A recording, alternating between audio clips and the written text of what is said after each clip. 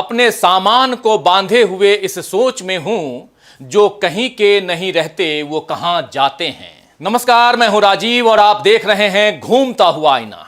1 जून को 7वें दौर की वोटिंग के साथ ही दोस्तों लोकसभा चुनाव खत्म हो गया है और इसके साथ ही कन्याकुमारी के विवेकानंद रॉक मेमोरियल में नरेंद्र मोदी का 45 घंटे का ध्यान भी 1 जून की शाम को ही खत्म हो गया।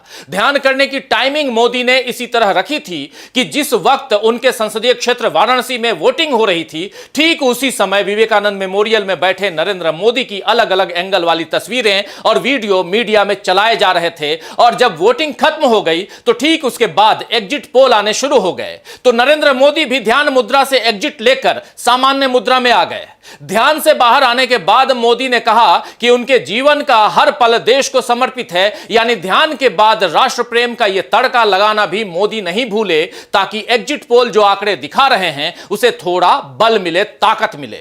आप जानते हैं कि तमाम न्यूज चैनल्स के एग्जिट पोल में फिर से एनडीए की सरकार ही बनते हुए दिखाई गई है और इसमें कोई नई बात नहीं है। जब मोदी ने पहले ही ऐलान कर दिया था कि तीसरी बार भी मैं ही लाल किले की प्राचीर से झंडा फहराऊंगा और उसके बाद 400 पार का उन्होंने जुमला भी दे दिया था, तो मुख्य धारा का मीडिया उनसे अलग राय कैसे बना सकता था? जिस मीडिया ने पूरे 10 साल सरकार से एक भी सवाल जनता से जुड़े हुए मुद्दों पर नहीं किया और केवल वही दिखाता बताता रहा जो मोदी सरकार के हक में था, तो फिर चुनाव में वो अपनी चाल चरित्र और अपना चेहरा कैसे दिखा सकता था? इसीलिए कुछ चैनल्स ने बीजेपी और एनडीए को फिर से 300 पार और कुछ ने अंधभक्ति में 400 से भी ज्यादा यानी 400 पार भी बता दिया। अब 4 जून को जब नतीजे सामने आएंगे तो पता चलेगा कि अंधभक्ति में ज्यादा ताकत थी या जनता की शक्ति में ताकत थी, क्योंकि टीवी चैनलों के एग्जिट पोल को इंडिया गठबंधन ने सरकारी एग्जिट पोल बताया है, जबकि उसका दावा है कि जनता का एग्जिट पोल इस बार इंडिया गठबंधन की सरकार बनवाने जा रहा है। आपको बता दूं दोस्तों कि 1 जून को ही इंडिया गठबंधन के तमाम दलों की एक बड़ी बैठक कांग्रेस अध्यक्ष मल्लिकार्जुन खड़गे के निवास पर हुई, जिसमें चुनाव रिजल्ट आने और उसके बाद की रणनीति पर चर्चा हुई। और इसके बाद मीडिया को संबोधित करते हुए मल्लिकार्जुन खड़गे ने कहा कि जनता का एग्जिट पोल बता रहा है कि इंडिया गठबंधन को 295 से अधिक सीटें मिल रही हैं। क्या कुछ कहा है मल्लिकार्जुन खड़गे ने, आइए जरा सुन लेते हैं। इंडिया गठबंधन कम से कम 295 सीटें प्लस 295 से ज़्यादा आएंगे, कम तो नहीं आएंगे। ये हमने आकलन किया कि सभी हमारे नेताओं से पूछने के बाद ये एक आंकड़ा हमारे पास मिला है और इस आंकड़े में कोई बदलाव नहीं है। ये एक जनता की सर्वे है, हमारा सर्वे नहीं है। जो जनता ने सीधा हमारे को कहा है और हमारे नेताओं को जो इन्फॉर्मेशन दिया है, ये इन्फॉर्मेशन पहुंचाया है, उस आधार पर ये हमने आज आप लोगों को बता रहे हैं।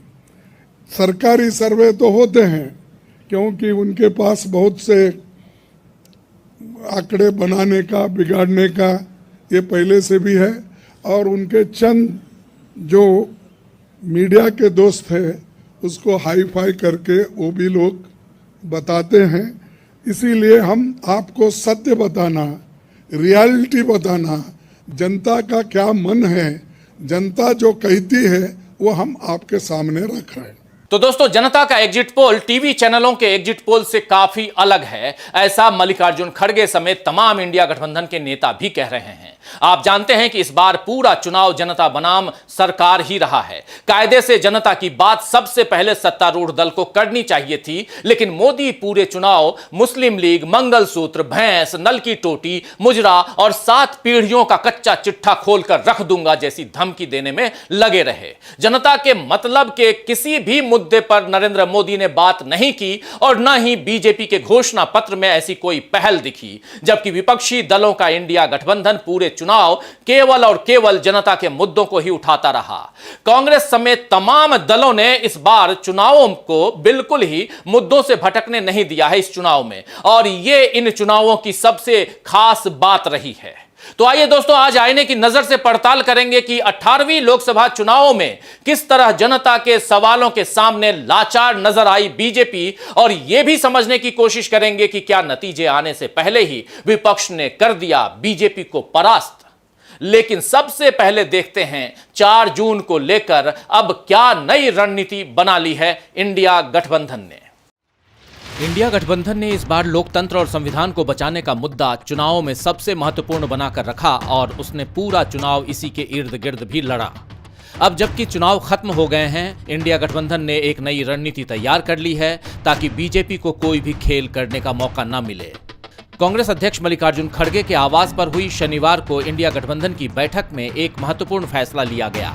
इस फैसले में कहा गया कि गठबंधन के सारे दल अपने अपने स्थानीय नेताओं एवं कार्यकर्ताओं को ये निर्देश देंगे कि 4 जून को मतगणना से जुड़ी पूरी प्रक्रिया संपन्न होने तक और फॉर्म 17C के साथ जीत का प्रमाण पत्र मिलने तक मतगणना केंद्रों पर मुस्तैद रहें।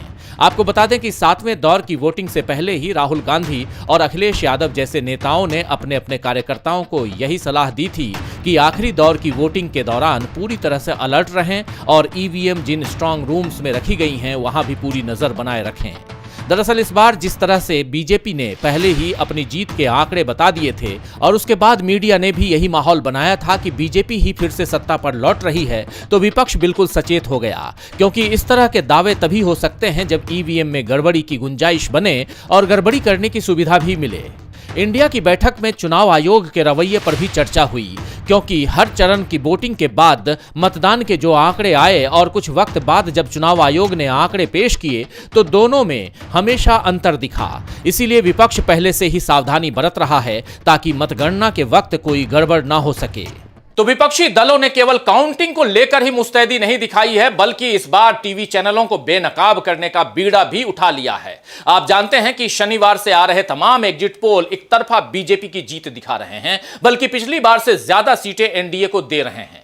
हालांकि कांग्रेस अध्यक्ष ने प्रेस कॉन्फ्रेंस करके दावा किया है कि इस चुनाव में इंडिया गठबंधन को 295 से ज्यादा सीटें मिल रही हैं।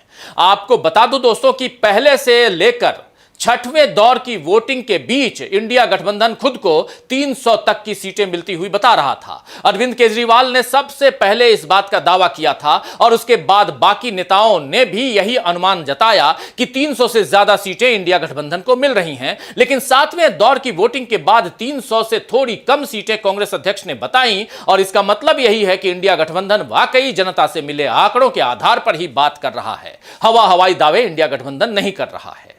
लेकिन बीजेपी के साथ मिली मीडिया ने जिस तरह के दावे एग्जिट पोल में किए हैं, अब इंडिया गठबंधन उसका पर्दाफाश करेगा। यह फैसला भी विपक्षी दलों ने ले लिया है।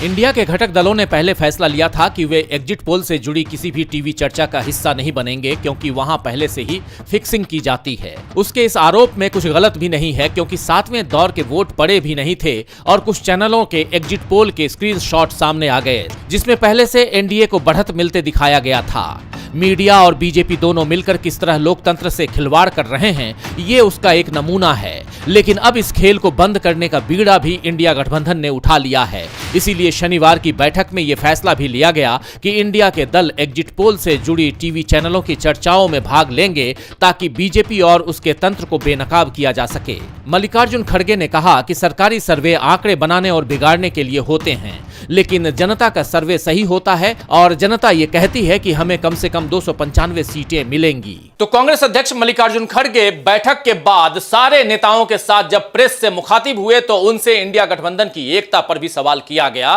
और कुछ नेताओं की अनुपस्थिति की तरफ ध्यान भी दिलाया गया, जिस पर खड़गे ने साफ साफ कह दिया कि हम एक हैं, हम एक रहेंगे, हमें बांटने की कोशिश नहीं करो। दरअसल इन चुनावों में बीजेपी के सामने 2 सबसे बड़ी चुनौती रही है। पहली चुनौती इंडिया गठबंधन की एकता की है और दूसरी इंडिया गठबंधन के उठाए हुए मुद्दों की चुनौती रही, और इन दोनों के सामने बीजेपी पूरे चुनाव में लाचार नजर आई। बीजेपी ने इन दोनों चुनौतियों का सामना करने की बारंबार कोशिश की, लेकिन हर बार उसे पस्त होना पड़ा। 18वीं लोकसभा का चुनाव भारत में राजनीतिक इतिहास में जब दर्ज किया जाएगा तो उसमें विपक्षी दलों की एकता की बात खास तौर पर रेखांकित की जाएगी, और इसके साथ यह भी लिखा जाएगा कि विपक्ष ने इन पूरे चुनावों को मुद्दों से बिल्कुल भी भटकने नहीं दिया। चुनाव सभाओं के मंच से लेकर सोशल मीडिया के मंच तक विपक्षी नेताओं ने जनता और अपने कार्यकर्ताओं को बार बार इस बात के लिए सावधान किया कि बीजेपी हिंदू मुस्लिम की बात करेगी, पाकिस्तान का जिक्र छेड़ेगी, इंडिया गठबंधन के अलग अलग दलों के बीच दरार बनाने की कोशिश करेगी, ईडी और सीबीआई जैसी संस्थाओं के जरिए विपक्ष के नेताओं पर दबाव बनाएगी। लेकिन ऐसी किसी भी कोशिश के जाल में इंडिया गठबंधन के कार्यकर्ताओं को फंसना नहीं है और जनता के लिए जरूरी मुद्दों पर डटे रहना है। इसीलिए मोदी ने जब जब राम मंदिर का जिक्र छेड़ा, ज्यादा बच्चे पैदा करने वालों की बात की, पाकिस्तान से प्रेम का हवाला दिया, अडानी अंबानी का नाम लेकर विपक्ष पर भ्रष्टाचारी होने के आरोप लगाए, परिवारवादी राजनीति का मुद्दा उठाया, तब विपक्ष ने मोदी से सवाल किए कि महंगाई क्यों कम नहीं हो रही, क्यों बीजेपी विपक्ष के उन नेताओं को अपना साथी बना रही है जिनके ऊपर भ्रष्टाचार के आरोप हैं, युवाओं को रोजगार क्यों नहीं मिल रहा, इलेक्टोरल बॉन्ड का सच सामने आने के बाद भी मोदी उसका बचाव क्यों कर रहे हैं, किसानों को एमएसपी का वादा सरकार क्यों नहीं कर पा रही है, जातिगत जनगणना से बीजेपी क्यों घबराती है, क्यों आरक्षण के मुद्दे पर उसकी राय देश के सामने नहीं आती और अग्निवीर जैसी योजनाओं को बीजेपी ने लागू क्यों किया है, जबकि इससे देश की सुरक्षा खतरे में पड़ सकती है। तो जनता की समस्याओं से जुड़े 200 से ज्यादा सवाल विपक्ष ने मोदी से किए। अकेले कांग्रेस ने ही 72 दिनों में 272 सवाल मोदी के सामने रखे, लेकिन मोदी ने किसी भी सवाल का जवाब देना जरूरी नहीं समझा। 45 घंटे के मौन पर तो नरेंद्र मोदी 30 मई से गए थे, लेकिन देश तो उन्हें 10 साल से मौन ही देखता आ रहा है। मोदी ने मणिपुर, महिला, पहलवानों और महंगाई, मनमाने फैसलों पर कभी कुछ नहीं कहा और केवल मन की बात करते हुए नजर आए। और चुनावों के बाद 10 कैमरों के बीच में 45 घंटों के मौन में जाकर उन्होंने फिर साबित कर दिया कि वो मन की बात ही करते रहेंगे, जन की बात वो कभी नहीं करेंगे। ध्यान के बीच में मोदी के ट्वीट भी आते रहे, एक नहीं बल्कि 7 ट्वीट नरेंद्र मोदी ने किए, और कोई और ऐसा करता तो सवाल उठते कि यह कैसा ध्यान है जिसमें ट्वीट भी हो रहे हैं और कैमरों से शूट भी हो रहा है। लेकिन अब जनता भी मोदी की असलियत को समझने लगी है, इसीलिए उसे अब ऐसी बातों पर आश्चर्य नहीं होता है। जब नरेंद्र मोदी एक दिन खुद को परमात्मा का अंश बताने का बड़बोलापन करते हैं और अगले ही दिन सड़क छाप लहजे में कहते हैं कि मेरा मुंह मत खुलवाओ, 7 पीढ़ियों के पाप याद दिला दूंगा, तो इस देवत्व के पाखंड को समझने में जनता को देर नहीं लगती है। वैसे भी जनता सरकार के सच और मोदी के दावों की हकीकत को पहले ही समझ गई थी, इसीलिए इंडिया गठबंधन की सारी रैलियों में भारी भीड़ उमड़ती रही। इंडिया गठबंधन में शामिल सभी दलों के कार्यकर्ता भी इस बार एक साथ ही चुनाव में सक्रिय रहे। दिल्ली, उत्तर प्रदेश, बिहार, महाराष्ट्र, तमिलनाडु, हर जगह कांग्रेस की अन्य दलों के साथ सीट शेयरिंग रही और यह सीट शेयरिंग जो है वो चुनाव प्रचार के दौरान भी मजबूती के साथ सामने आई।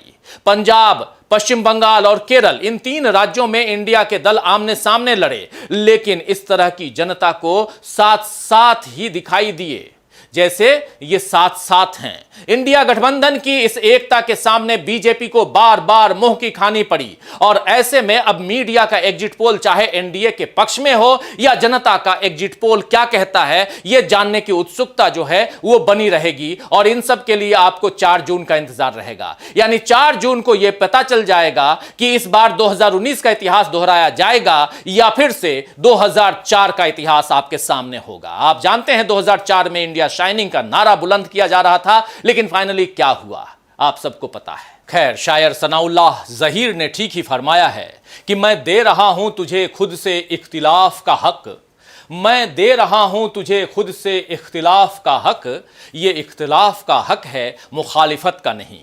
तो आज के लिए बस इतना ही, फिर मिलेंगे खबरों के नए आईने के साथ, तब तक देखते रहिए डीवी लाइव। नमस्कार।